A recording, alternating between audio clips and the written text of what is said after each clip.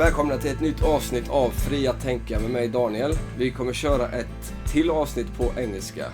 För bredvid mig här har jag en vän och en gäst. Ja. Hugh Robinson.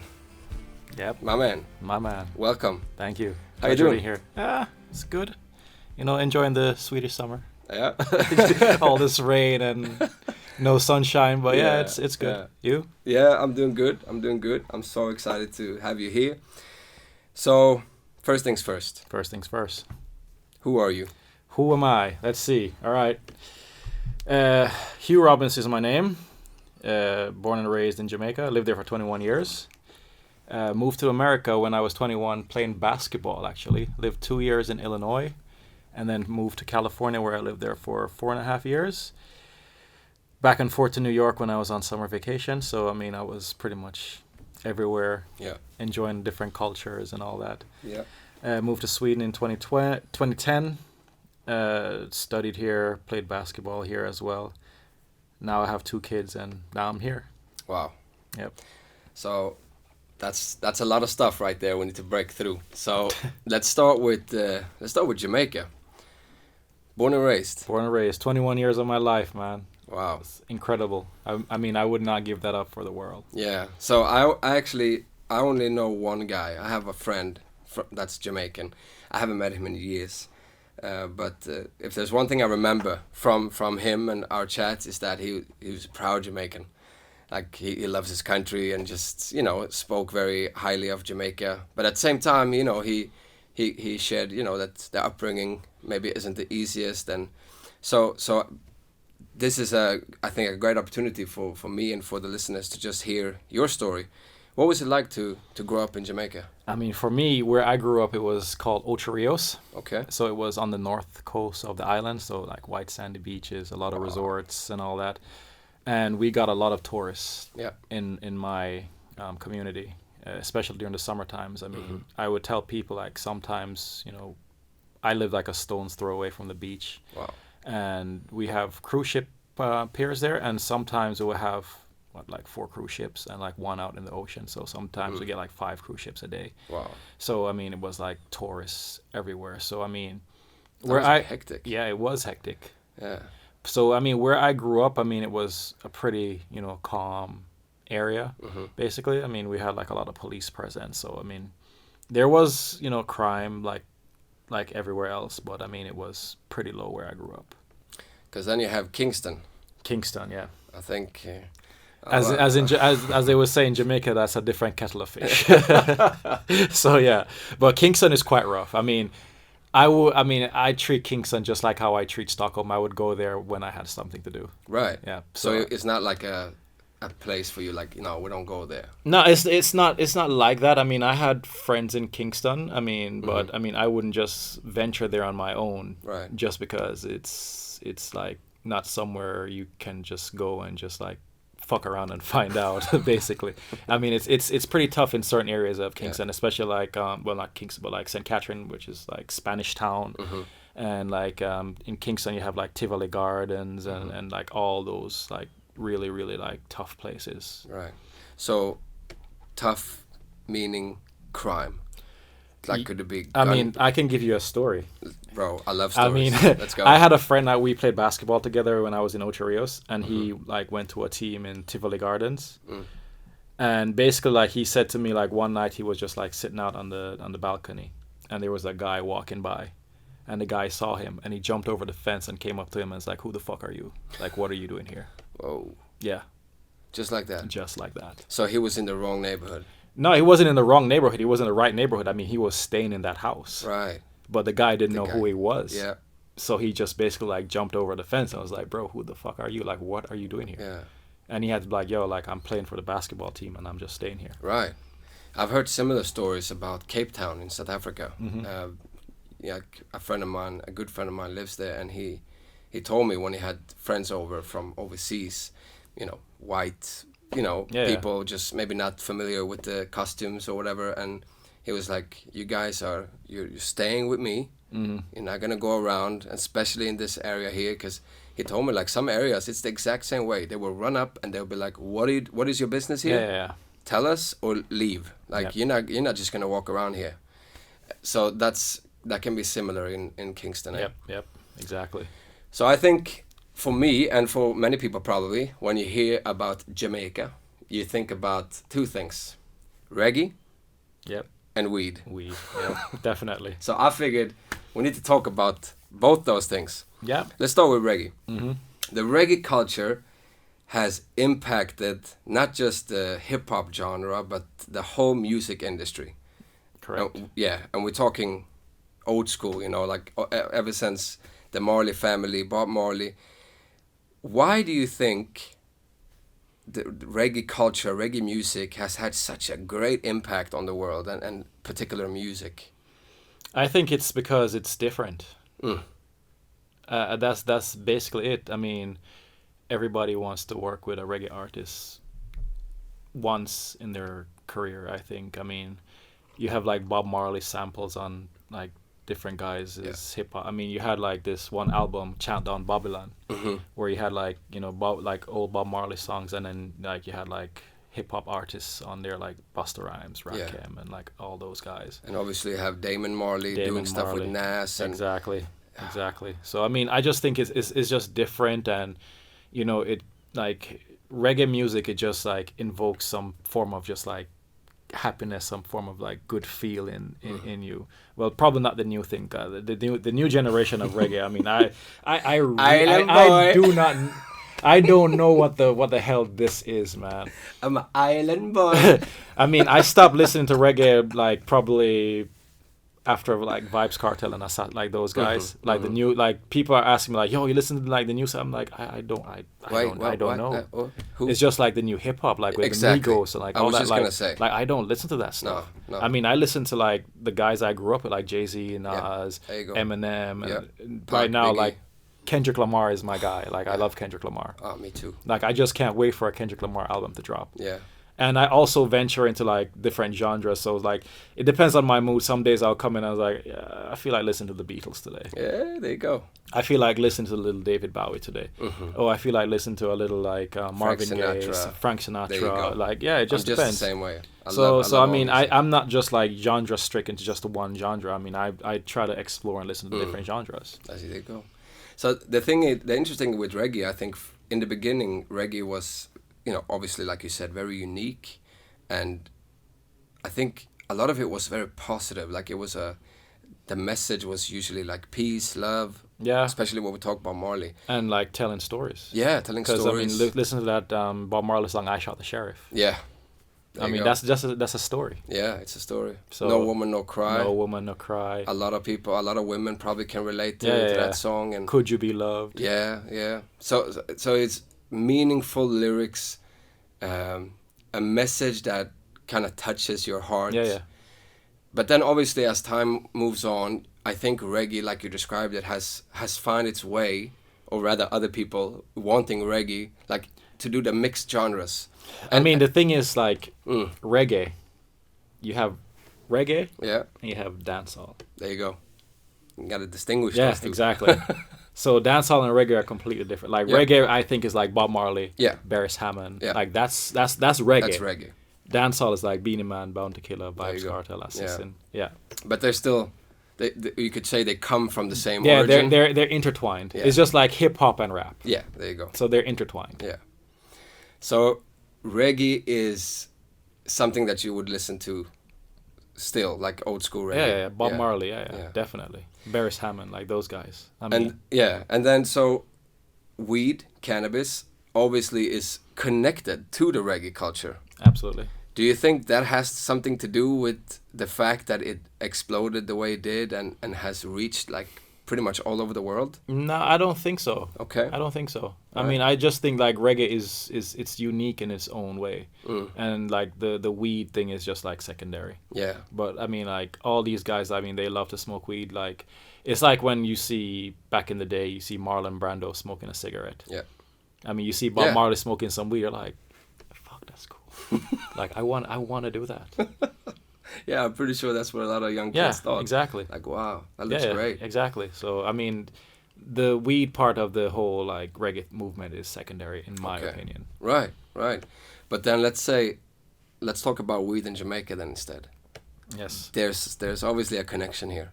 Yeah, it's still illegal in Jamaica to have weed. See, this is the interesting thing. How is that possible? Bro, How is it illegal? I don't know. Explain but this to me. It's a drug.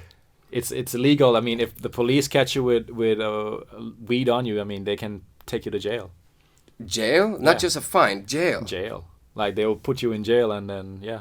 Bro, I don't get it, bro. Like, I think, now this is obviously also, how do you call it?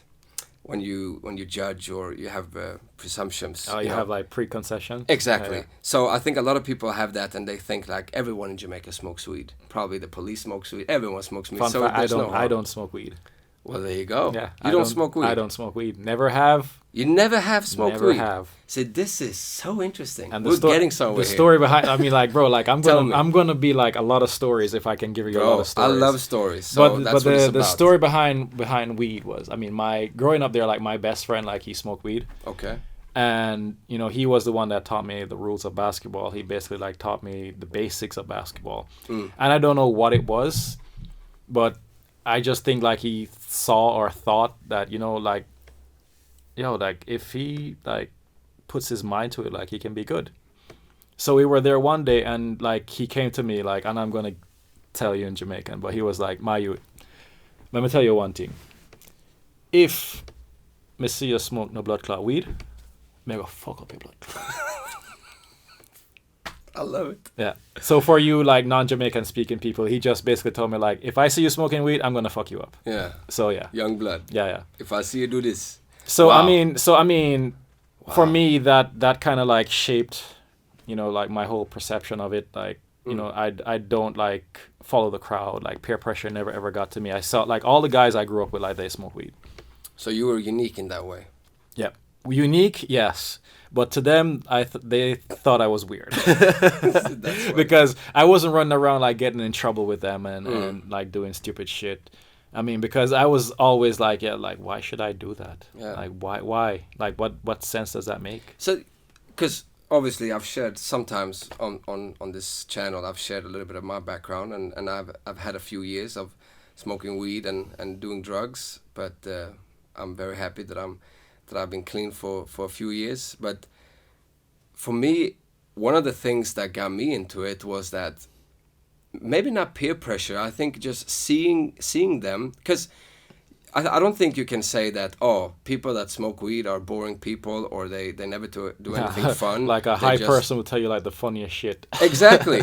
So there was obviously something that drew me there, and like, all right, I want to hang with these guys. You know, they have a lot of fun. And I was obviously young, so peer pressure has something to do with it. You want to be a part of the group and all that. But were there not anything, like, for you that was like, maybe I should just try this? Or like, what do you think was it like, do you think it was solely this advice from your friend and you were like, I'm going to focus on playing ball? Or did you feel like, just I'm not gonna do this? Was it like, did you see how it destroyed people, and then or you heard like how bad it can be, and that also pushed you from not doing it? Yeah, a little bit of both. Okay. Actually. I mean, I had a friend, like, he tried it once and he ended up in the hospital from just trying, like, weed.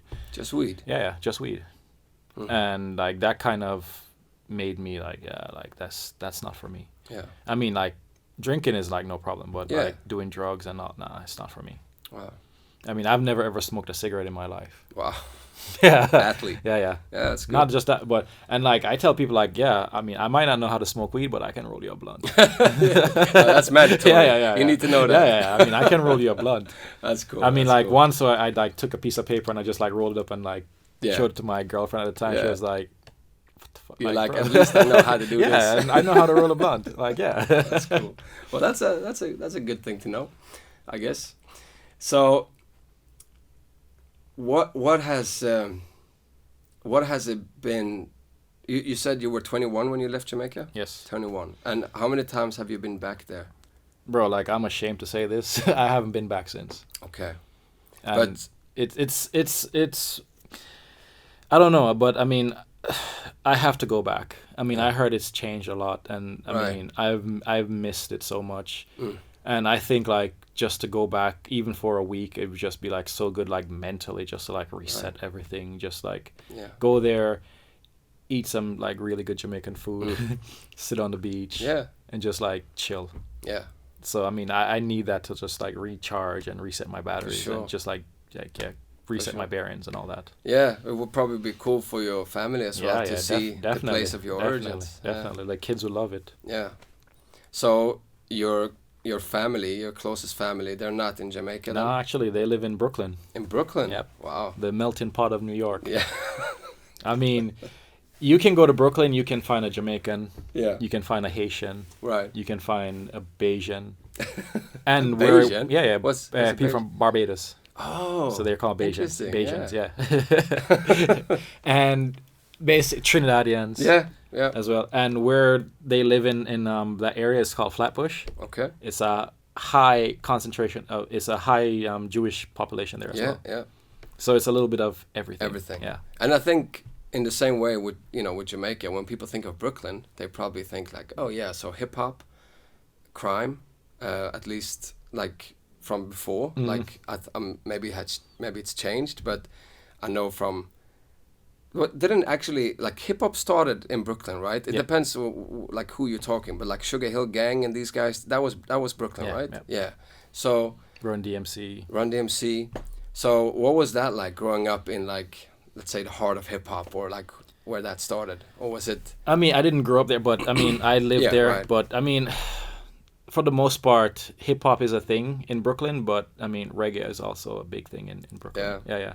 I mean, there's not one person that lives in Brooklyn like doesn't understand the Jamaican when they speak. Oh really? Yeah. That's so cool. Yeah. I think here people because will be you have confused. like Jamaican restaurants like right all over Brooklyn. And they would still speak the way they speak. Yeah, definitely. Yeah. I mean, to this day, my brother's been living in New York for years, and he's like still speaking like the patois.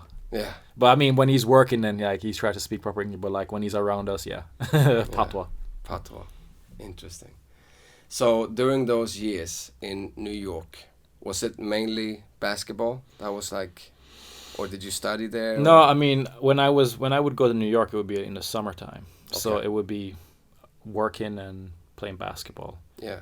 And my cousin, like he also was a basketball player. He played in college, and I remember one summer when I was living out in California, and he came to pick me up at the airport, and it was like, "Yo, tomorrow we got a game up in Manhattan." I was like, all right. I mean, I just got off the plane, but okay, we can do it.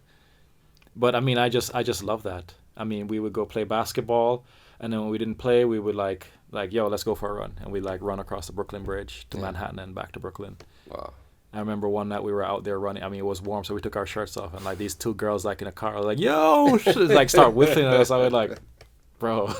So yeah, that was interesting. But I mean, in Brooklyn, basketball is such a huge culture. Yeah. It's so huge. Yeah. I mean, I would play in imagine. tournaments there all the time. I mean, we played tournaments in like a pretty bad area down there as well. I remember one night we were down there playing, and we heard gunshots like across the way, and like everything stopped, and just like wow, everybody was like there, and like, all right, now we can play again. Yeah.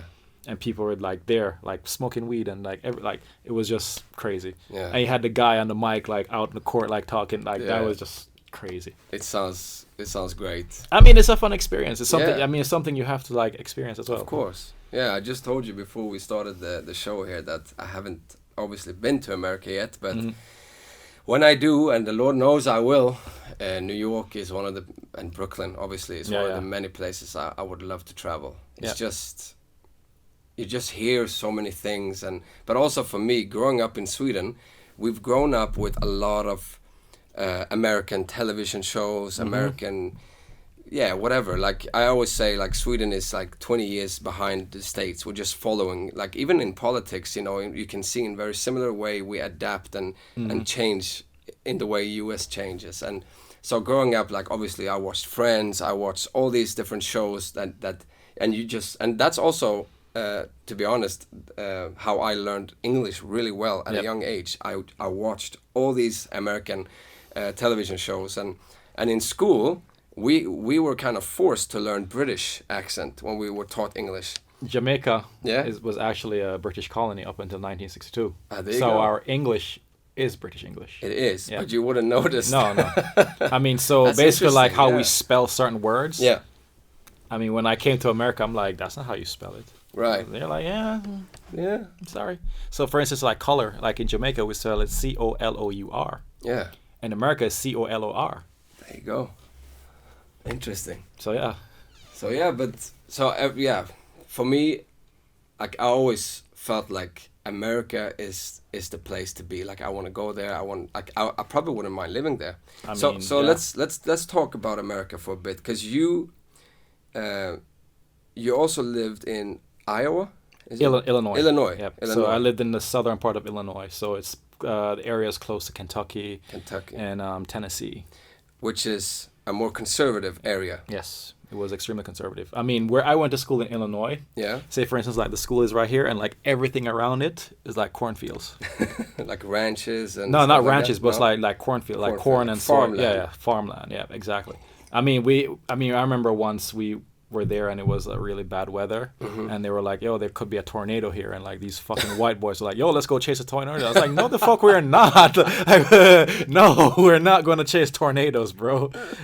I mean, we had like deer like walking around in the cornfield, and then like I see this one baseball dude like just like took off after it just. Bro, like, I don't know, man. People do weird shit sometimes. Yeah, but it was that's hilarious. interesting. Yeah. College life is hilarious, man. Yeah, I can imagine.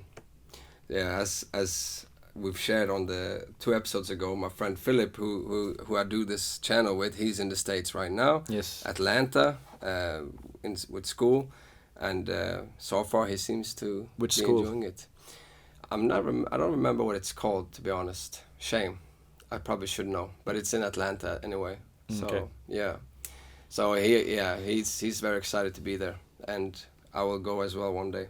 So growing up, living in a conservative area, and then also, you lived in New York. I don't know. I know now for the last few years it's been Democrat, but maybe it always has been. In New York. New York, yeah. Has been like the state has been led by Democrats. Yes, it has been. So I don't know, but maybe there's a contrast there. What's your how would you describe the difference in, maybe you don't tell so much, but can you tell, like, okay, this is like the main things, like the main differences living in a conservative area or a democratic area, or has it more to do with taxes and stuff, or does it actually impact people? I mean, it's completely different, both areas. In Illinois, I mean, it was a pretty small town. It's called Harrisburg, Illinois, so it's a really small town. And New York is, I mean, there's 10 million people living in New York City. I mean, it's hard to compare those, but Yeah. I mean, there it's just a small town. I mean, had like one fucking Walmart there. That's just it. Yeah. So it's pretty hard to compare. I mean, and when I lived in California, I lived in Bakersfield. That was also a pretty conservative area, small farming town. They had oil there as well. So I mean, it's tough to say, honestly. I mean, it's really tough to say. So, how would you describe yourself? Would you describe yourself a Democrat, Republican? We're obviously talking American politics now, but I think for both you and me, we're closer to American politics than Swedish politics. Yep, and correct. Yeah, so I mean, I think I'm more moderate. I mean, I do have like liberal views and I do have conservative views as well. So I mean, I'm like pretty much down in the middle. Like, for instance, like, sure, like every woman, they should have autonomy of their own body. It's their own body. And if you want to get an abortion, fine. But I mean, like, after the first trimester, then like, nah, it's too late in the pregnancy. Like the fetus has like a heartbeat. The fetus is thinking and it's like developing. So like, interesting. Yeah. So like that. I mean, I draw the line. Okay, that's very interesting. You actually brought that up, because I think 3 episodes ago we talked about abortion, me and Philip, and we were trying to explain as unbiased as we can, if you can call it that, just the arguments from both sides. I think we gave about 5 arguments from both sides, and I think what we were trying to like push for is that we think people need to come up with their mind, like, when is it a life? Yep. And and do I believe it's a life or not? So, because if people just say, no, it's just a woman's choice, there's no limit, then you're basically saying the life begins at birth, or are you saying like it's okay to end the life? So I mean, for the first 6 weeks, like, a woman doesn't know she's pregnant. yeah, I mean, we can be honest about that. mm-hmm. But like for me, like I said, like after the first trimester, then I mean, like that's like what 15, 16 weeks Yeah. into the pregnancy. Yeah. So after that, like I mean, like, you know, the fetus is like conscious. Yeah. So I mean, like, So that's where you draw the yeah, line. unless it's like a danger to like the mother's life, Right. or if the fetus is like already dead, so then Yeah. like, yeah, you can Yeah. terminate it. So, but other than that, no. Wow.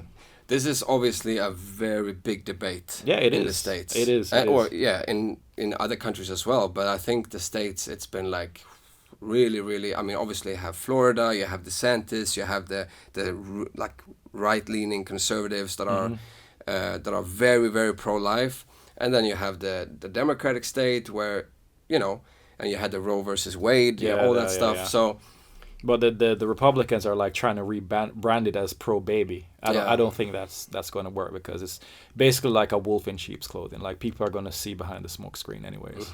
So I mean, there has to be like a compromise. I mean, they're pushing for like a 6-week ban, which is like not even possible. But at the same time, like, Democrats, they don't want to have like any like restrictions, which, you know, it's not a winning argument, because majority of Americans, like, they say 15 weeks is like the cutoff point. Yeah. And like, I mean, they should just like listen to that. yeah, But, you know, you have like the ultras on like both sides, where Yeah. you have like, you know, like on the far right, and then you have like the far left, and like, I mean, they're the ones who are like shaping the debate, which, you know, it makes no damn sense to me. yeah, and that's the issue, right? That you always seem to hear the extremists. Yeah, it's their voices are They're loudest. the loudest. Yeah. Yeah. And but you also said that probably, you know, like the common people, they have this way of thinking, you know, 15 weeks, and But aren't those the ones we should listen to? yeah, because they're the ones who vote all the time. Yeah. So I mean, they're the ones who should be like listened to, absolutely. Yeah. So would you say this debate has brought more divisiveness, or I can it has say split up? I can say it has galvanized the Democratic Party, because like I mean, at least when Roe versus Wade was still a thing, I mean, states, they had to like legally provide abortion to people, and legally provide like care for women, so OBGYNs and all that. But now, like, since Roe has been overturned, a lot of OBGYNs are leaving like these conservative states, because they think like if they give a woman advice on like pregnancy, or, you know, try to help them get an abortion, they'll be arrested. And I mean, I don't think that they should be throwing doctors in jail for doing their jobs. I mean, it makes no sense. It is a tough question, and there's many aspects of it that is tough. You have doctors, like you said, that could go to jail for doing their jobs. In Sweden, it's kind of the opposite. You could lose your job if you refuse to do an abortion. So you don't have that right. I mean, if a nurse believes that I'm ending in life, I don't want to do this. For religious reasons. But it could be religious. But- It doesn't but- have to be religious. But then again, like, Science- how much does religion play a factor in Swedish society? Exactly. But So I mean, like, for a nurse to say like, oh, like this goes against my religion. I mean, but really though. well, I know. I see your point. So I would say two things. The religious argument is huge. Yeah. When it comes to abortion. Absolutely. And we shared even some scripture on that episode just to explain, because it's like obvious. It says like, when I was in the womb, you created me.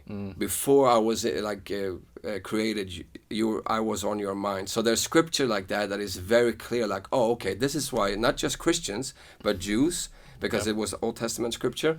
This is why they believe that life begins at conception. Yep. So it's not that difficult to understand. But then, just like you said, Sweden is a secular country. You know, religion is not a big part of society here anymore. Yep. So why does that play a factor? But I would also say that it's not just religion. It is also science is also split up here. I mean, you cannot say that all scientists believe that whatever, you know, far left are saying, that, you know, it's just a clump of cells, and and you can't really draw a line. So the problem is that if one side is talking about, oh, it's the woman's choice, and the other side is talking about it's a life. You're talking about two different things. It is. And that's the issue. That's why we were pushing in that episode. Like, so for the people that are on the pro-choice side, we think it's important for you to reflect and think about this stuff. Like, where do I believe life begins? Yeah. Like, it's just a good thing to reflect on. Yeah, it is. And for the people on the other side, I believe it's good for you guys to chill. Because for the most part, on the other side, Yeah. it's not women who are arguing. Yeah. It's like old white men. Yeah, sure. And that can look really bad. Yeah, it in is. this discussion. Yeah. So I mean, how can a woman come in and like basically tell you about your anatomy? No, I agree 100%. I think it's a discussion that we all should have. I don't think men are, excluded from the conversation. I mean, like, but you're absolutely right. We need to have women from both sides. Yes, I to mean, talk. for the most part, like when women are talking about abortion, I mean, they're talking to their significant other about their husbands Yeah. or their fiancés Yeah. or their boyfriends. Yeah. When they're talking about conception, I mean, it's the same thing. Yeah. If they're in a relationship, I mean, it's a table talk. I mean, it's not just something that one person just decide.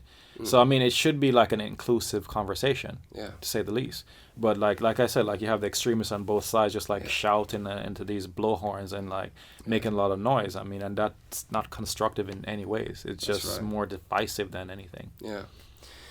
How big of an impact will this subject have on the election next year, do you think? I mean, we already saw what happened. Yeah. I mean, they lost the Senate in, was it 2020? And the House, they just picked up a majority by 6 seats. Yeah. So, I mean, they did something with that decision. I mean, women, like, they vote more than men do.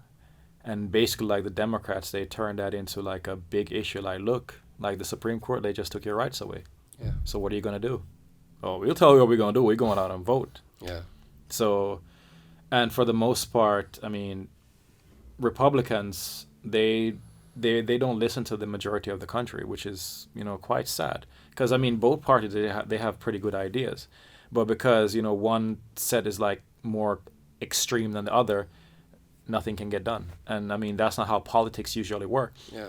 Because, like, I've listened to historians speak about, like, how, politicians, they would, like, argue with each other on the Senate floor.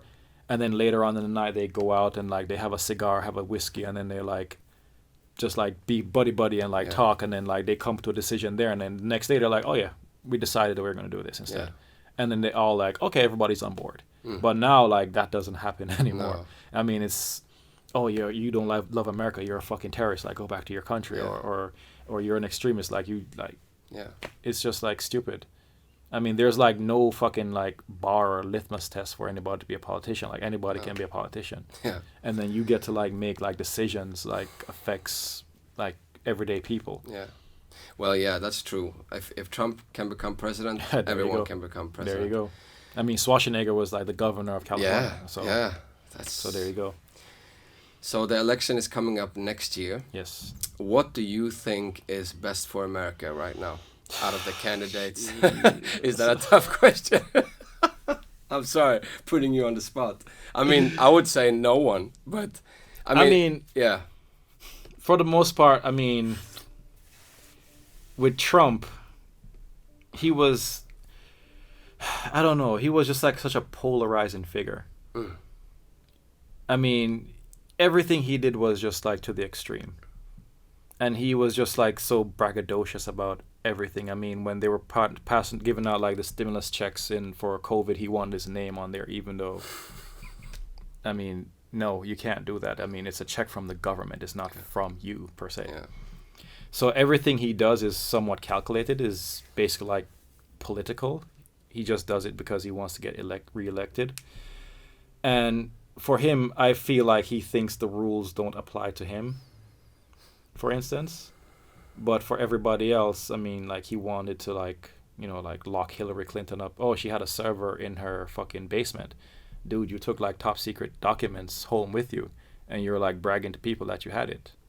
And you don't see anything wrong with that. Because I declassified it with my mind. No, it doesn't work like that. I mean, everything that the U.S. government collects in intel-wise, and you want to declassify it, like, pretty much all agencies have to go through it. So FBI, CIA, DEA, like whatever, Yeah. they have to like basically like cover up their sources, like how they collected that information. And basically like if you just like take something and you just like put it out there, then like people can die, people can lose their lives. And I mean, I think he knows he fucked up, but he's just like trying to save face. Yeah. I think. And it doesn't matter if you're a politician, if you're a king of the world or whatever. I mean, if you crime, you need to do the time. That's just how it is. Because if you did that, I mean, you wouldn't be getting all this leniency. You'd be in jail like 25 to life, and have to pay $500,000 in fine. Because I mean, yeah, espionage. Yeah, that's a big thing. So yeah, I mean, I feel like whoever crimes, I mean, and you get caught. So that's interesting.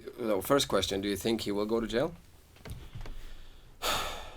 or do you think he will become president? Man, I mean, I wouldn't be surprised if neither happened. Like, or if whichever happens. I mean, I've seen like polling, and like some polls they show Biden ahead, and some polls they show them tie. But I mean, I don't know. I mean, I think a lot of people give Joe Biden shit because of his age, even though Trump is just 3 years younger than him. But you have to agree that Trump looks a little bit fresher. Or if let's put it the other way, that Biden is. I mean, my. I mean, I think both of them are too old to be president. I agree, but I would still say that Biden, he needs to retire. Like I feel sorry for the guy. I mean, he does, but I mean, he can't even walk straight. People would rather take the lesser of two evils. Yeah.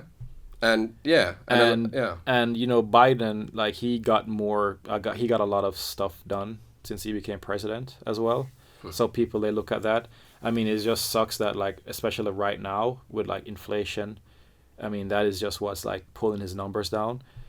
But I mean, inflation has been going down for a few months now, but the fact that the interest rate is still so high, it's fucking terrible.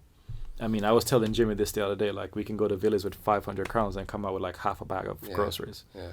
Before you could get like 2 bags of groceries for that. Yeah, it's crazy. I mean, what economists they typically look at in the economy to see how it's doing is like the price of eggs, for instance. And right now, like a pack of 20 eggs is like almost 70 crowns. Yeah. So I mean, it's crazy. A loaf of bread is like almost 40 crowns, and you're like, fuck, like, should I get the healthy one, which is like almost 40 crowns, or should I get the shit one, which is like 35 crowns? I mean, 5 crowns in savings is like not much, but it's still a little bit in savings. Yeah, but especially you have a family, and grocery shopping as a family, it's different. You know, you need to think about what you buy, and so inflation has impacted the whole world. And then you have COVID just before that, and it's just and the war in Ukraine. There's just so many things I believe that is. I mean, and the world gets most of its grain from Ukraine. Yeah, exactly. So. And the Swedish crown is at a record low. So living in Sweden is also obviously not the best thing right now in terms of inflation. Before we move on, I just wanted to just a little bit more on the U.S. politics, bro. I agree with you that both of them are too old, Trump and Biden. Yes. I would argue that Trump did more good than Biden did. Okay. Especially when it comes to international politics. He didn't start any war. He actually created peace in a few countries. North Korea, South Korea. First president to ever visit North Korea. You know, he made this, I don't remember what it's called, but he made like a peace treaty in the Middle East. You know, Saudi Arabia and Israel started talking. Like a lot of stuff that people never imagined was going to happen, happened. And I also believe he had the right tone when it came to terrorist regimes like Iran, my father's country. Mm-hmm. He actually ordered the strike on Soleimani. And people from Iran that know that the government is just horrible and it's a dictatorship and the people are not free there, they celebrated that.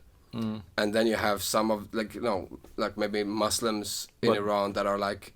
Do you think if they get rid of like the Ayatollah, do you think that will help in any way? Well, so Iran is a complicated country. See, a lot of people think before the Ayatollah, when it was the kingdom, the Shah. Yeah, the Shah. People some people think like it was a perfect country. It wasn't. No. He was also corrupt.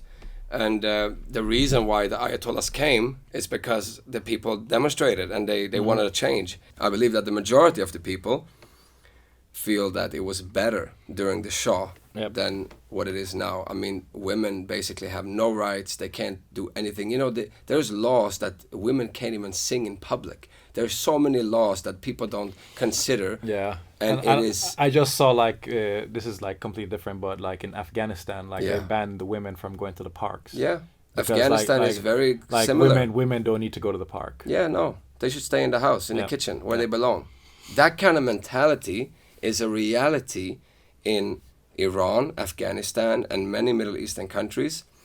And when we talk about freedom, that's a subject that I love. Freedom is something that I believe we in the West have taken for granted.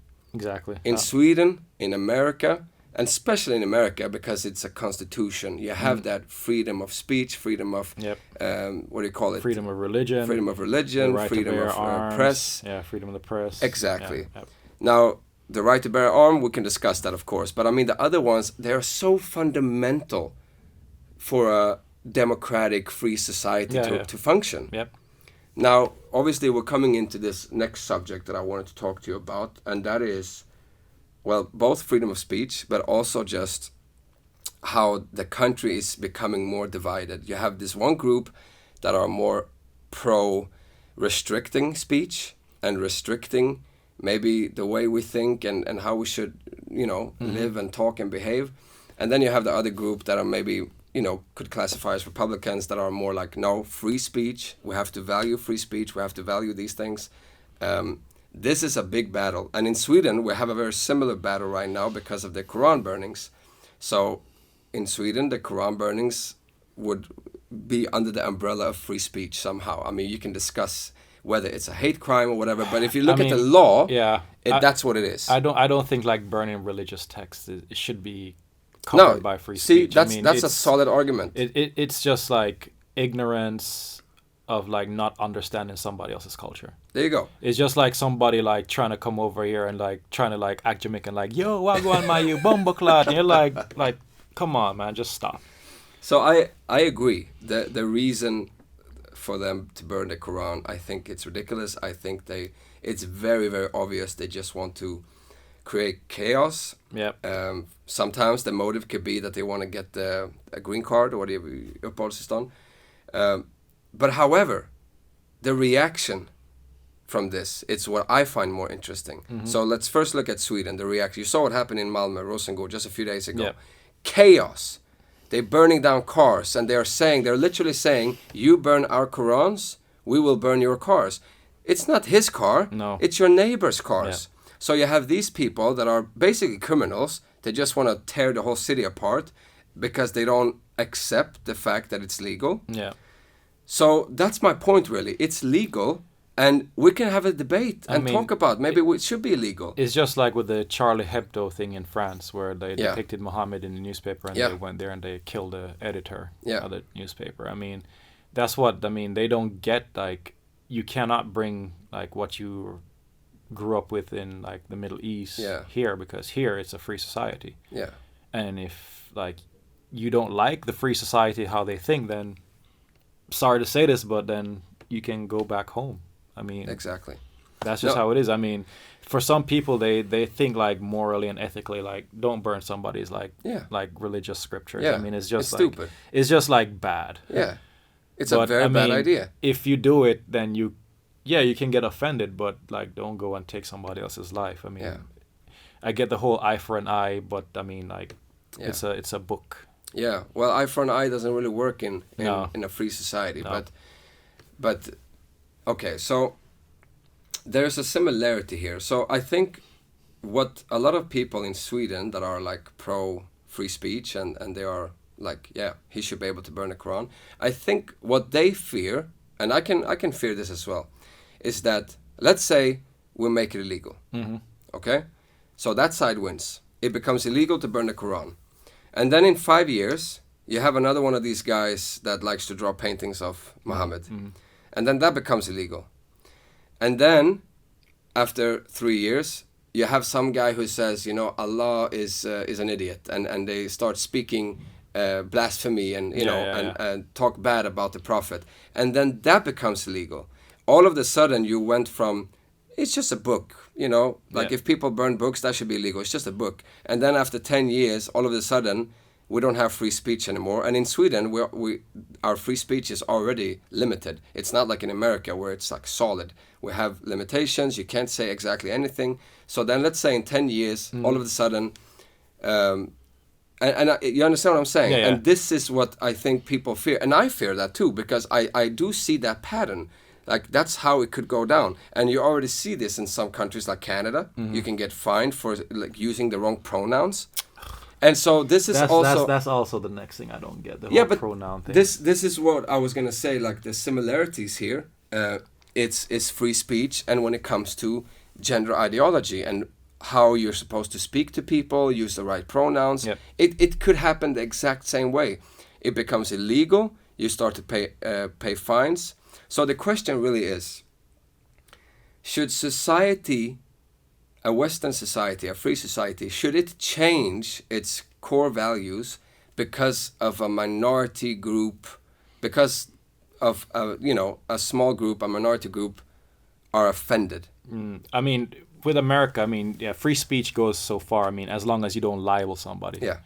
But for I don't know. I don't think it's worth changing like the way how things were just for a minority group. I don't think that minority is going to be the majority anytime soon. Yeah. So no, I don't think like you should like fine somebody for just like saying somebody's pronouns. Come on now. It's the same thing there, like burning a Quran. We both agree it's a bad idea. Yeah. If somebody tells you, you meet a person and that person says, "Hey, by the way, I want to be preferred as this pronouns." It's the same way if somebody says, I have this nickname. You can call me this nickname. Yeah. If you're then like, you know what, I'm going to call you that just to be mean. It's the same thing. Yeah, like, basically. That's disrespectful. Yeah. But are you kidding me? Are you supposed to pay a fine? And if that would happen? So it's, I think common sense, it's like, okay, we should try to respect each other. We should try to be nice to people. That's common sense. Yes. I believe that's a good foundation of society. But at the same time, I agree, we shouldn't start messing up and changing our laws because of a small group. Now, gender ideology has, I would say it's kind of like a war right now going on, like politically. Mm-hmm. In the States, it's quite huge, but even in Sweden, you start to see, like I said before, 20 years, behind, we're just starting to come up with this as well. There's a big debate regarding changing gender. Okay. And especially for children. Gender affirmation. Yes. What is your thoughts? As a parent, no. I grew up in a pretty conservative, Jamaica is quite conservative. I was saying this to you, like, growing up, I would go to church every Sunday, and there was like a 1/4 mile stretch where my church was on, and on that 1/4 mile, there were between 4 and 5 churches. And basically, like in Jamaica, homosexuality, they see that as a terrible thing. As a sin? Yeah. Like religious? Yeah, because they're extremely religious. Yeah. I saw like an Instagram post once of like the American embassy in Jamaica, and like somebody like showed them have like the pride flag up, and they were like, yo, like what the fuck are they doing in our country? Like this is like, nah, like we don't stand for this. Interesting. So yeah, like I don't think people like kids should be exposed to that. They're still children, and like I don't like it at all, to be honest. This is just like such a touchy topic, because they're like, oh yeah, but he identifies as no, like he's still a child. Like don't give him like hormone blockers or anything like that. Like when he becomes like old enough, like let this child make their decision on their own.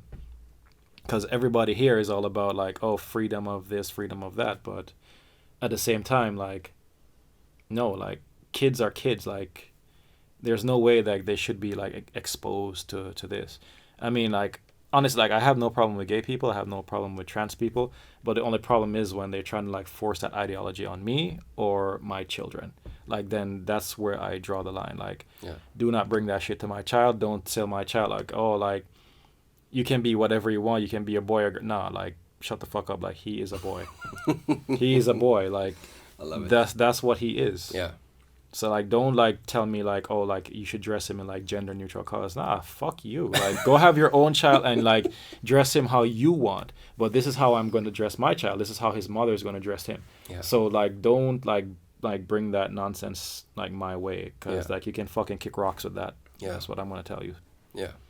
I respect you for saying that. It's you know, I truly believe a lot of people feel the same way, but like we said earlier, you always hear the extremists, they are the loudest. Yeah. So, but I in my heart, I cannot help myself. Like, I must believe that the majority of people actually believe this. Yeah, and it's I mean, just, it's a phase. It will. I mean, will, like, I like, we grew up like old school. Yeah. Like, I mean, our parents, I mean, like, I got an ass whooping. Yeah. Like, growing up. You're right. I mean, and basically, like, even if like I was misbehaving, like your mom give you that bombastic side eye, like, like you know, it's like, It's coming. Yeah. You know what? Like, let me stop. Let me just like you know, like sit properly and like be a good boy, because like if I keep it up, like something's gonna come, like something's gonna happen, whether now or later. Yep. So yeah. That shoe is flying. Yeah.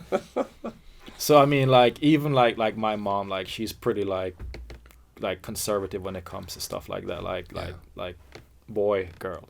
You said earlier that when I asked you about your political views, you said that you're, you know, more liberal in some ways and conservative in some ways. Exactly. So the conservative side, would it be like this, like traditionally family? Yeah. Sure. Yeah. Like with kids and like, I mean, like the abortion issue, like we spoke about earlier as well. I mean, definitely. Yeah.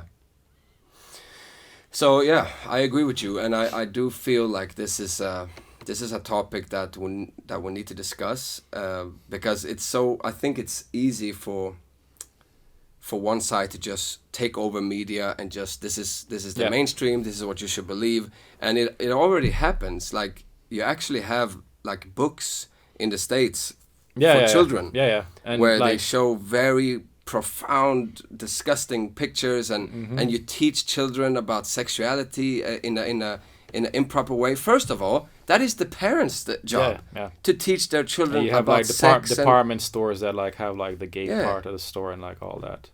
I mean that's just like confusing like the children. Yeah. I mean, like leave the kids alone. Hey. Leave the kids alone. Yeah. That's all I'm asking. Just leave the kids alone. Let the kids be kids. Let them grow up as kids. Let them stay innocent until they become teenagers and start like doing stupid shit. And then they can make their own decisions when they're like adults. But just leave the kids alone. Exactly. We all know that the kids, when they grow up, they're gonna face that same reality that we do. They're gonna face it. They're gonna face issues, trauma maybe, or like at least tribulations. You know, they're gonna realize about death. They're gonna know about sex. That stuff is coming. Whether you choose to live in Sweden or in a bush somewhere, they will face it. But so that means, you know, when kids are kids, they actually have a few years of innocence. Yeah, let them when they play, when they just have fun. Like, they have no concern in the world. Right. So why try to force an ideology? Because this is not, as some people say, this is truth, this is what it is. No, this is an ideology. Yep. And if you force that, you will create confusion. And then especially if you actually start treating them with hormone blockers, it might be too late. Yeah. Because that stuff affects you. Yeah, we talked term. about weed before, how that can affect children, but this stuff can have serious long-term effects. I mean, like, you're going to be in the hospital like all the time. Yeah. And then what if you change your mind? What if you grow up, let's say 2 years pass by and you're a little bit older and you realize like, hey, I didn't want to do this. I mean, obviously when kids play, you know, you see kids, maybe they dress up. A boy dress up as a girl, and a boy, like 1 time or 2 times, he plays with dolls, but then he plays with trucks, and it's like, this is experimenting. This is them experimenting. Most likely, the boy will realize, like, this wasn't that fun. No, that's I'm going to take this dress off. But then you have parents that are like, oh, you dress up as a girl. Oh, do you want to be a girl? Yeah, mama. Okay, let's go. We're gonna fix this. So that's why I would say, a big responsibility here is on these parents, foolish parents that are not able to realize, like, hey, hold on, he's a kid, he's just playing. This is how I see it. This is what I said to Jimmy as well. It's kids raising kids. Yeah, there you go. That's a spot on line. Kids raising kids, and that is a dangerous thing. And for the most part, like, I see kids like speaking to their parents like however they want. Oh, bro, don't even get started about raising these children. Like, if I tried that with my mom, even to this day. Even to this day. And how tall you are, eh? Still get those I mean, eyes. I tell people this all the time. Like, I've never sworn in front of my mother. Wow. Respect. Never. Wow. Like, never said fuck nothing. Yeah. Out of respect. There you go. And even if I go back to Jamaica and, like, there are people I know there, like, I would never, like, be disrespectful to them in any way. Never swear in front of them, like, nothing. I'll still address them as Mr. and Miss. Yeah. Yeah. Because that's how I grew up. Yeah. Here, like, people come up to you, oh, Hugh, like, bitch, like, I'm older than you. Like, where's the Mr.? Like, put a Mr. on my fucking name. Like, what's wrong with you? I'm sorry, Mr. Hugh. So but I mean, no, it's tradition. It's the same in Iran. You know, you address as sir or similar words. Yeah, it's the same in America. I remember when I was in school. I mean, I was an adult. I was 21 years old. Like, I was in school in Illinois, and one of the coaches like, yeah, we're gonna have like, you know, like people come in and meet and greet the people. So make sure you address them as sir and miss. Yep. Yeah. There you go. So, and I believe a lot of people would probably say, like, that's old school. We don't do that. I would say that is actually something beautiful. Yeah. Yes, ma'am. No, sir. Yeah. You're teaching kids to be polite. Yeah. You're teaching them about authority. Yeah. And unfortunately today, I don't see much authority in schools. No. I mean, kids can just mess around with their teachers any way they want, and that it's the same way.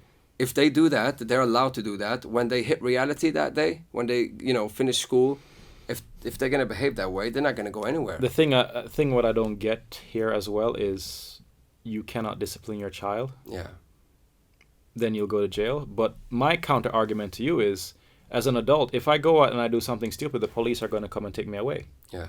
That's them disciplining me. Yeah. So why is it when my child does something stupid, me as the adult, me as their parent, why can't I, like, discipline them? Like, why can't I just, like, say, like, nah, like, you need to, like, chill the fuck out. Like, you need to go over there and sit your ass down. Yeah. Like, you're punished. Like, 2 weeks without your fucking iPad. Why can't I do that? Yeah. Oh, it's cruel. Like, they have a right. No, they don't. Like, kids need structure. Kids need boundaries. Kids need rules. Exactly. And if we as parents don't give them those things, like, we don't teach them those things, then when they grow up, they're just going to, like, be, you know, assholes to people, like, don't respect people. Yeah. So, I mean, I don't get what society wants from us as parents. Like, do they want us to be parents, or do they, like, not want us to be parents? I mean, like, I'm best friends with, like, my 7-year-old. Like, he's my boy. Mm-hmm. But at the same time, like, he knows, like, not to cross me at the same time. Yeah. He was raised right. Yeah. It's so interesting how you're mentioning, you know, disciplining children and also because I believe, you know, you're talking about Sweden and what you've seen here. Mm-hmm. And obviously there's a big difference, like your experience with your mother and how you grew up in the culture here, Jamaica and the States. I mean, in Jamaica, like, this was, like, even before my time, but, like, people in the community could discipline a child. Yeah. Because they say like not even the family. No. Because they say it takes a village to raise a child, right? Wow. Yeah. So basically, like, if, for instance, like, a child goes out and does something stupid, like, somebody in the community could discipline him. You go home crying to your mom and dad, and they're like, okay, so what did you do? Why did they do this? Oh, I did this. It serves you fucking right. Wow. Yeah. And then you probably get more discipline from your parents. Yeah. And we're talking like spanking. Yeah. So, I mean, it's just like where you grow up. Yeah. Culturally. Yeah. And that's I wouldn't say that's a big debate in Sweden. No. But it became illegal, I don't know, maybe in the 80s or something, to discipline children that way. So I wouldn't say maybe there's a big debate over it, but obviously you have cultures here. Yeah. I mean, I don't spank my child. Yeah. No. But like, I will take, like, his iPad away. I will like sit him down. But that's also discipline. Discipline doesn't have to mean spanking. Yeah. But I believe to discipline children is very important.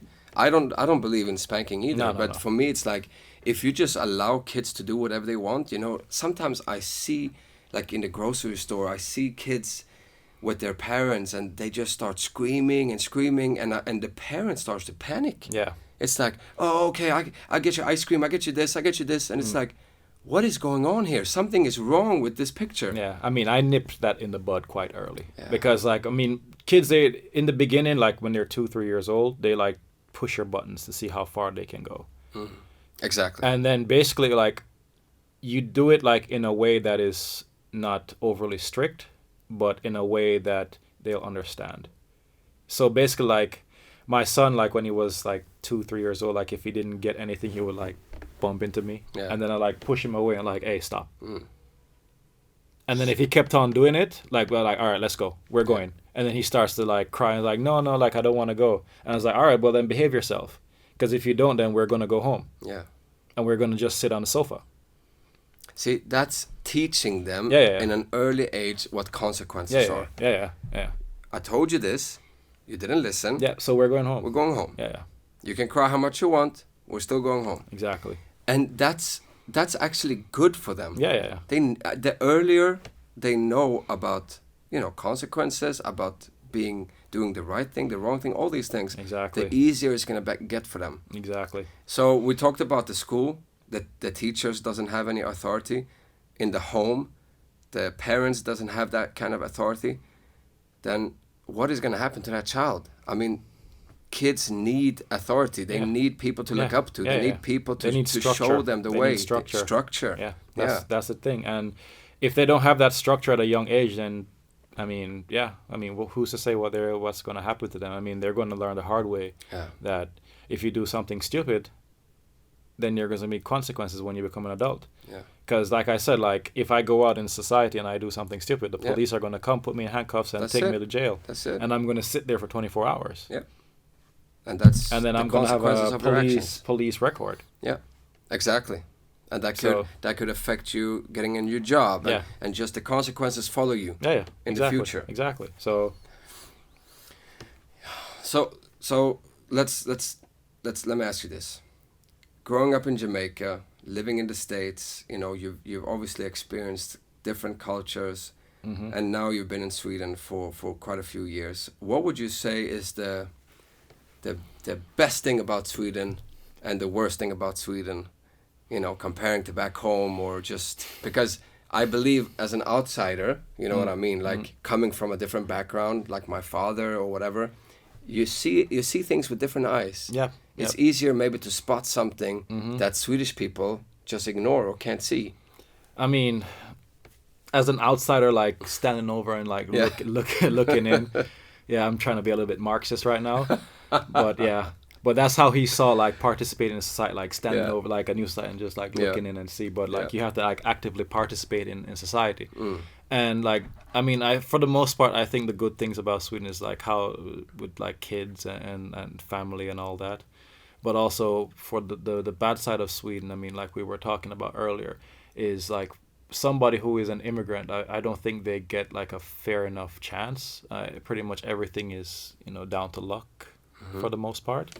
I mean, I have like a couple stories I could tell you about stuff, but like one story is about somebody else. I'm not going to like name her name because like I don't want to just name drop her, but it's somebody like I worked with. Yeah. And she's from like Africa. Jimmy knows who she is. And basically like she has a bachelor's degree in communications, I think, and she did her master's here in Sweden in teaching. And basically like she's been applying for jobs as like for teachers like in gymnasium and like in like these primary schools. I don't know what but nobody like responds to her. And then she got married, took her husband's name, and then like because like her name sounds Swedish as well. Yeah. So then like people started calling her. She married a Swedish guy. Yeah. And took his last name. So then like all of a sudden like people start calling her. Yeah. From just like applying to jobs, and just because she's like, yeah, can we do this in English? You're like, all right, cool. Yeah. Then they do it in English, and then they don't call her back. Yeah. And this girl has bachelor's, master's. Same with me, same with other people, like bachelor's, master's. Yeah. And I don't think like we're given a fair shake. I mean, I don't know what it is, why it's like that. I remember once, for me, for instance, somebody was like, yeah, I know a person who like runs this company, like a bemanning company. I was like, all right, cool, like it's whatever. I can go there and meet with them. Didn't meet with this guy, his friend, but I met with a colleague. Yeah. And I met with her, spoke to her. It was a pretty cordial conversation, and it was open, and showed her like my qualifications and all that. Yeah. And then one evening I was on my way home, like the guy called me, and he was like, yo, like, the guy from the company called me, and yo, like, I don't want you to mess my reputation up and all that shit. And I was like, what? So where is this coming from? Yeah. Like, he's like, yeah, I mean, I worked for my reputation in this town for years, and like, I don't want you to mess it up. I was like, hold on, like, what are we talking about? Yeah, he's like, yeah, the guy called me and was like asking like if you think Hugh is a trustworthy person, if he's a good guy. And I was like, for real? Man. So since that day, like, I don't like deal with this person anymore. Yeah. I mean, I'll see him in town and just like hi and passing, but no, yeah, that's right. That sounds yeah, like yeah. what I would do. I mean, like, if it was me, like, if I recommended you to somebody, I was like, bro, like, stop it. Like, yes, I know this person. Yes, I can vouch for this person. Exactly. Did you speak to this person yourself? Yeah. No. So, like, what is this phone call about? Yeah. I mean, for the most part, like, people need to hold other people accountable. Yeah. I mean, recommending someone is basically saying, yeah. I value for this guy. Exactly. I trust him. Yeah, this He's guy a has great a college education. So Yeah. I think that he could, like, bring He could some. do a great job. But yeah, that's just what how it it's is. about. So, I mean, like, I've been applying for jobs here since, like, 2014 when I started writing my master's thesis. And, yeah. So I think, companies, like, they don't want to give us, like, a opportunity to come in and show what we can give. I mean, we might not be what you need for your company, but probably we're what you want. Yeah, exactly. So, I mean... So what do you think is the main reason, if there is a main reason? There's probably several, but if you, like, do you think it has to do with the way society is structured, or is it because of fear? There's a fear of, maybe doing something new. Let's say, for example, the barrier is, oh, you don't speak Swedish or good Swedish. That would be difficult for the company. Like, what do you think? Do you think it's a little bit of everything? It's a little bit of everything, but I think primarily it's fear. Fear. Yeah, I think that's the primary fear reason. To change. Fear of change, yeah. Because, I mean, that's what people fear. Like, they don't like change. Change, like, scares a lot of people. That's sad. Yeah. That's so sad. It does. I mean, and because I mean, like, international people, like, they bring their own perspective. Yeah, of course. To whatever conversation it is. I mean, and that's a good thing. Yeah, it is. But I mean, like, conversation is needed for innovation. Yeah. Like, somebody else's perspective is needed for innovation. Yeah. So. It's interesting because when I grew up, I remember them telling us in school how important it is to learn English. Mm-hmm. And their main argument was it will help you to get jobs. I mean, like, a lot of companies, I mean, they do jobs across borders. So exactly. It's either in Denmark, Norway. Yep. I mean, they're going to speak English, this person, in, like, China, in like, America. Yeah. So, I mean, I don't see what the issue is. Like, you want me to speak English to these people over here, but then when I'm here, like, I have to, like, tell you what they said in English in Swedish. And it's not like a lot of the people in Sweden doesn't understand English. Exactly. I mean, Swedish people are very good at English. So it's not like there's an issue there. So... I mean, I say to people, like, listen, like, I don't care if you speak Swedish or English to me. I mean, I understand Swedish. But at the same time, you can speak some English. And it's not like I'm going to, like, laugh at you or make fun of you for your English. I mean, I'm not that type of person. So it's okay. Like, people are like, oh, pardon my English. I'm like, it's fine. Like, I've heard worse. Yeah. Believe it or not, I've heard worse. So it's okay. Yeah. So it's okay. I mean, I understand what you're saying. Yeah. And, like, if you don't know the word, then I will say the word, like, help you. Exactly. I mean, my Swedish is, like, above, like, dumpster fire, basically. So I mean, I wouldn't want to, like, try to be speaking Swedish to you and then, like, you're, like, over there. I mean, it would make me uncomfortable. Of course. So, like, yeah, I mean, I totally understand where you're coming from. Yeah. Yeah. So, yeah, I don't know. So, going back to the question, would you say this is the worst thing about Sweden? Yeah. For your experience, but probably you've shared some stories of other people. You think that's a big issue. That's the main issue, I think, for a lot of immigrants who come here, like take a chance to come in here and, you know, like study, and especially like if you go to school here and you study and you complete your course. I mean, it just shows to people like this person wants to be here. Like he came to like a university here and he actually like completed his work. Yeah. So we should just give him a chance. Yeah. But yeah, no. Yeah, I mean, that's the whole point. You know, you come here, you study. I mean, some people might just move back home, but I mean, after that, you want to get a job. Yeah, yeah.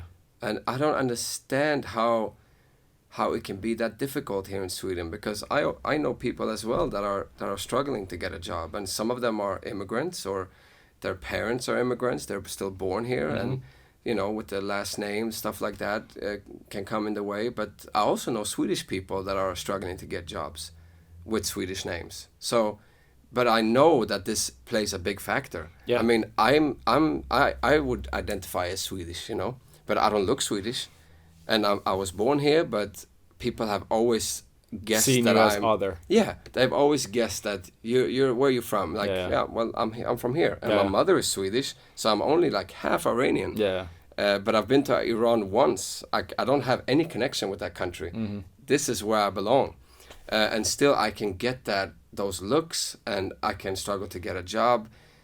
Sometimes I would not say it has been like that my whole life, but I have experienced that, and it is a damn shame. It is a damn shame, because there's so many people here that are qualified to do so much good. Yeah. They just can't do it. No. And they end up maybe working, cleaning a hotel or whatever, when they have a bachelor or master's degree in something else. Yep. Somebody said this to me. I mean, the only reason, like, why you're here is because you could afford the trip. Oh, man. I mean, and this was coming from a Swedish person. Oh. Yeah. So, I mean, but that's just how you have to kind of, and she didn't mean it like in a derogatory way. Yeah.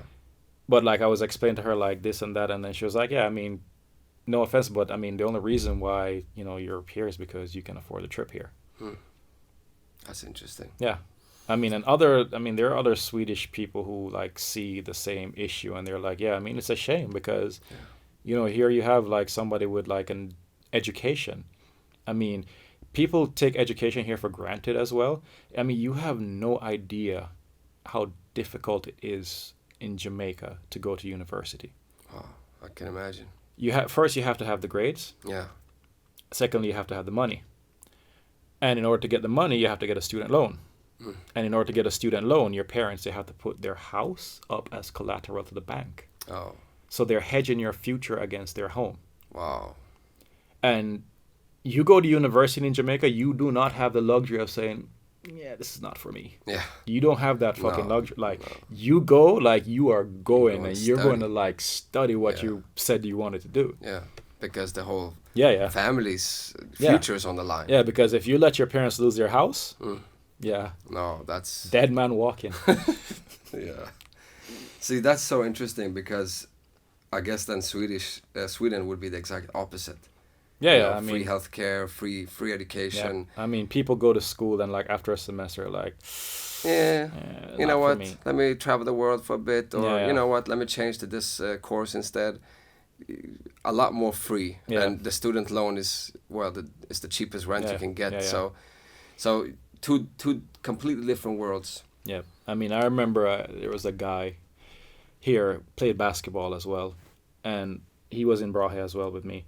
And I saw him like in shorts from a university out in California that I played against. Yeah. I was like, oh shit, like you went to school out there. And it was like, yeah. I was like, yeah, so what happened? He's like, yeah, I was only there for a semester. And I was like, okay, why? It was like, yeah, because like in practice, like coach was just like making us run for no reason. And I was like, huh? Like, you guys are running because you guys are fucking up in practice. That's why you're running. I mean...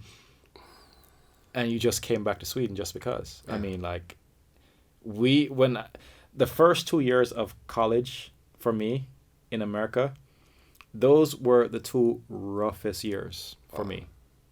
Personally, like roughest. Like, it was just like brutal.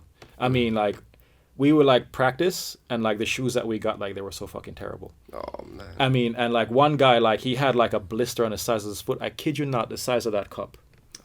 And he just popped it, put some Vaseline on there, wrapped it up, put his fucking socks on, put his shoes on, and back out to practice. Wow. Because like for some people, like you know, getting a scholarship is like last opportunity. Yeah. So we don't have that luxury. Like, cause if I quit, what would I do? I'd go back to Jamaica and like be a bum. Yeah. So like pain, you have to push through it. Yeah. And like after those 2 years, like after that, like practice and everything else was just fucking easy. It's just like a cakewalk. So you would say those 2 years, as hard as they was, yeah, they shaped you into the man you are today. Yeah, definitely. Wow. And that's a good thing. Yeah. Because like there are times where like I was there like just like we were like running a lot. Yeah. And like in the back of my head is like that voice, you know, like bro, like why are you doing this? Like, just quit. Just stop. Quit. Stop. Like you hit the wall. And then like I'm like, nah, just one more. Yeah. Run, come back. Yeah. All right, go again. Okay, one more. Fighting those just demons. just one more. Yeah. That's what all I was telling myself, and I was exhausted. Just one more. One more. And we had to like complete like a down and back in like 10 seconds. One more. See, that's the thing, man. Hard work and discipline. Yeah. It's good for you. And then like if you're like lagging behind, like your teammates are over here like, yo, let's fucking go, like get your ass going. There you go. Teammates. Yeah. Pushing you. And then like you listen to that, like you can get mad and like all that, but then like you know they have your best interest. Exactly. And then like after practice, like you go in the locker room and you're like, cool. You're laughing, like high fiving, like yo, good fucking shit. Yeah. Here, that don't fly. No, that don't fly here. Why do you think that is? Are we too comfortable in our own? Yeah, we've created a mess, a comfortable mess. Because I remember once when I was in practice, like my first practice here. Yeah. And my coach is American. I imagine you stood out. my coach is American, but I mean he passed away from cancer, so R.I.P. coach. Yeah. And like I remember like we were in practice, and I don't remember what it was I said, but like after practice he pulled me to the side and was like you can't talk to these guys like that. Oh yeah, you were doing that same thing. Yeah, like you can't talk to them like that. Like it's different here. Oh wow. Because like he understood. He was American, so he understood. Yeah. Because like for us, like once you get in between those lines. Yeah. Like we aren't friends, like we're competing against each other. Like I'm trying to take your fucking job. But like once we step out of those lines, we're back to being like we're teammates. Yeah. Like we got each other's back. Yeah. So even it's not on the personal. court. No. It's not personal. It's business. Yeah. But it's also for their interest because you're pushing them to become greater. Exactly. And you're expecting them to do the same thing for you. Exactly. See, I love that, man. Yeah. I love that accountability between guys. Just that's just a different culture. Yeah. And like I said, we don't take it personally. No. So I mean, we could just like be out here practicing and like getting angry with each other. Like we could like get in fights or like get in each other's face. Yeah. Go in the locker room like we're still heated, but like after like 10-15 minutes, like everybody's like laughing about it. Let's go have a beer. Yeah, we're just laughing about it. Like, yo, you see what happened to this fucking idiot over here? Like, yeah. And like everybody just like like start laughing. There you go. I love that culture, man, because I think that's necessary. Yeah. So I think if we say from your analysis, I think Sweden is in need of more discipline, not just discipline for yourself, but for children. Yep. In general, it's in general growing up a bit tough. Yep. Shapes you. Yeah. It helps you. Yeah. I mean, growing up in Jamaica and like those 2 years of college, I mean, it just like don't give up, just keep fighting, man. Yeah. I mean, I could have just like packed up a few years ago and left because like my job situation was terrible. Yeah. But I'm still here, trying, fighting, and all that. So, I mean, you're a product of your environment. There you go. So now you do have to answer that second question. What is the best thing about Sweden? The best, like I said, is like how with like family and kids. I mean, that's the best thing about Sweden. Yeah. Because you're still here, you're still fighting, pushing on. Yeah. But you have a family here now. Yeah. I have two kids. Yep. And you would say that you at least you feel like Sweden is a good place for your kids to grow up. Or have you ever thought about moving one day? Or I mean, I think it's better here for them to grow up. But I mean, I would love for them to actually like go through the same experience as me, like going to like another country and living there for a while and like experiencing like a different culture. Yeah. I mean, my 7-year-old, he's already down for it. He already said to me like yo, like when I turn 18, like we're gonna move to New York. Let's go. I was like, all right, let's do it. See, that's great. And I was like, what about your mom? She can come later. Yeah. So yeah. So I've traveled quite a bit as well in my life, and what I've realized is that it has helped me tremendously. It has opened my eyes towards just how I view people and how I view cultures. It gives you perspective. It gives you perspective.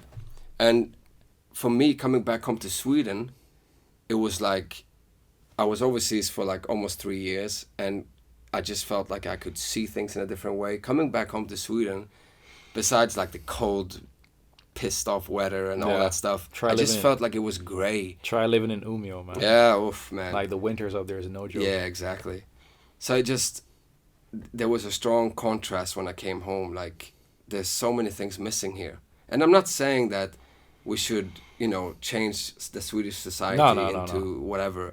I'm just saying, I actually spoke to Jimmy about this, and we both agreed that even racism sometimes, I think, can be like the reason why there's racism in a person is fear.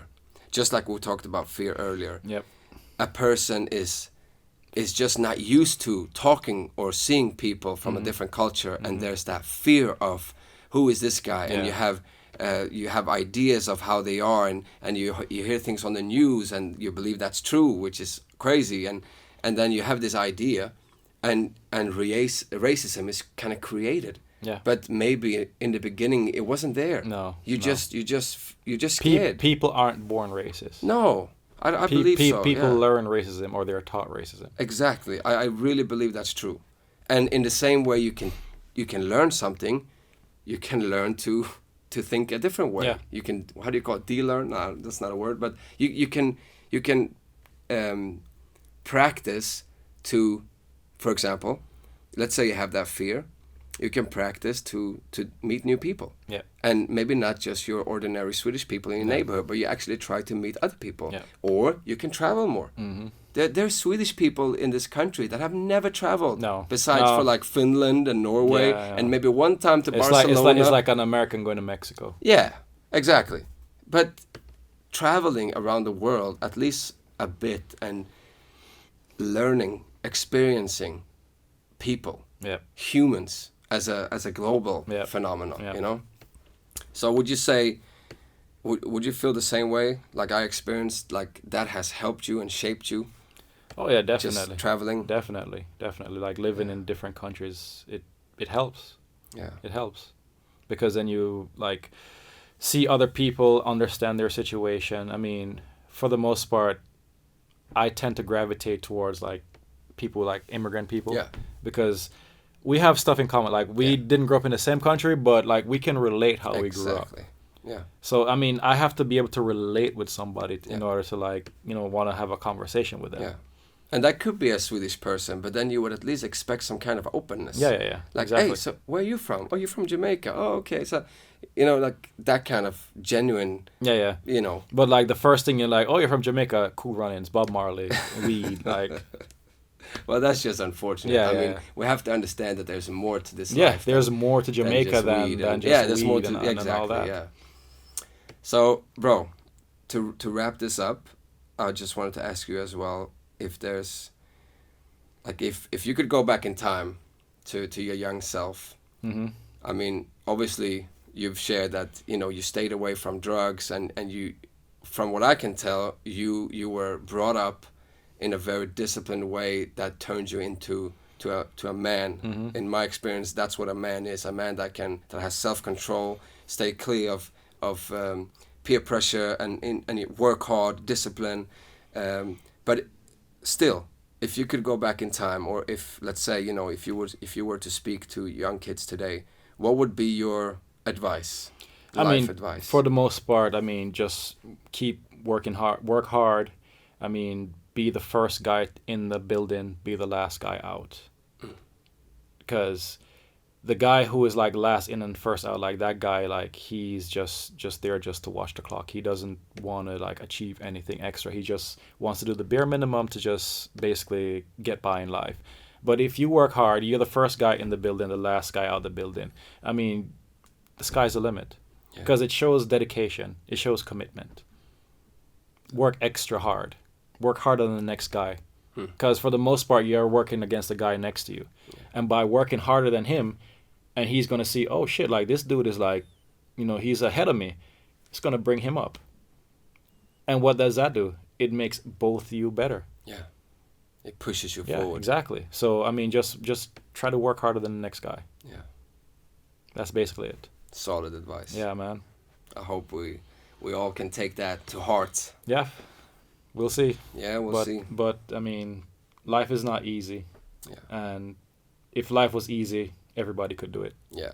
So just do you. Yeah. Do what's best for you. Don't step on anybody. Yeah. And just work hard. Just push yourself. Push yourself past that wall. That's right. I mean, even if you have to run through that motherfucker, just run through it. Hey. That's right. it. Yep. Good advice from man. Hugh Robinson, my man. My man. Thank you for coming. I really appreciate it. Yeah, no problem, man. We should do this again sometime. For sure we will. Yeah.